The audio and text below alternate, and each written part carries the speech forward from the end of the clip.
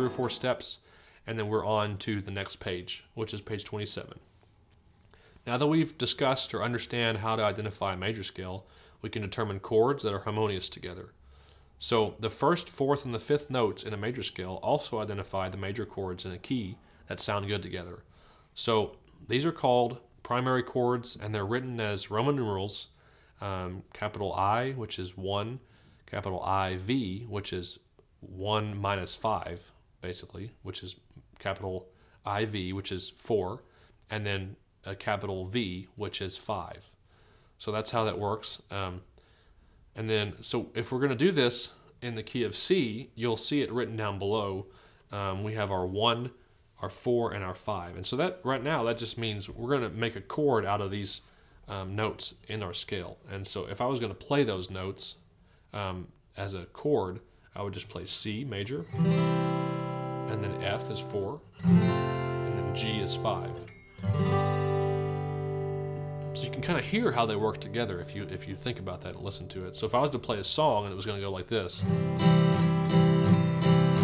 C, F, and G, and back to C, you can hear how it sounds together. It sounds harmonious together. It works, and that was intended because that's what the major scale formula is for. It's intended to sound like it works together, and it does.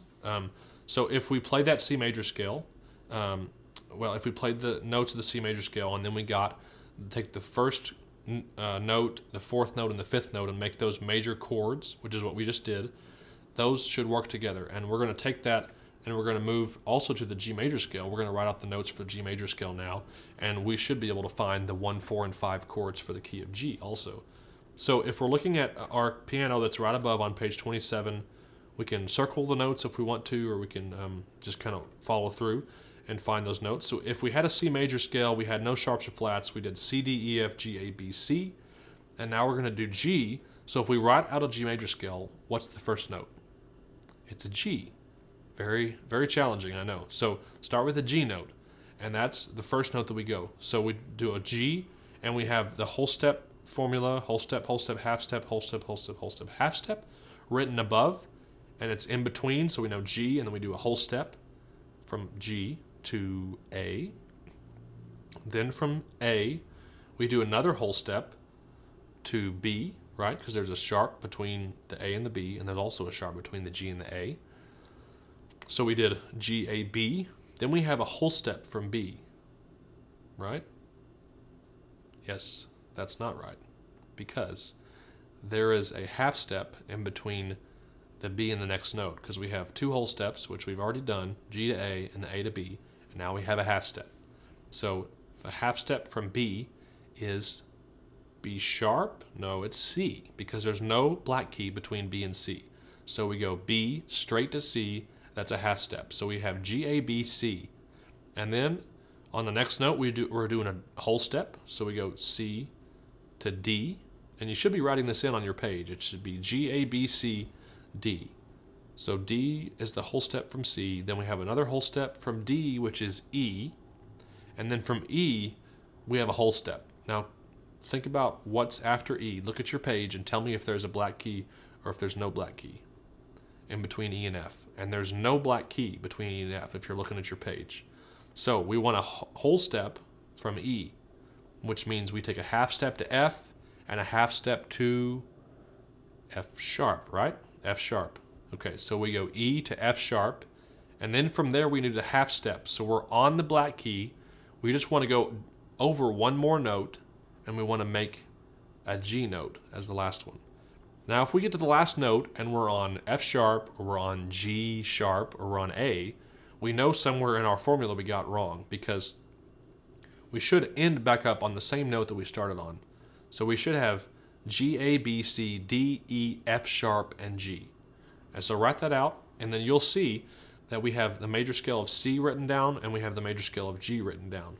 Now, if I played the major scale of C, the chords that we identified as 1, 4, and 5 earlier, which were C, F, and G, right? So we played this,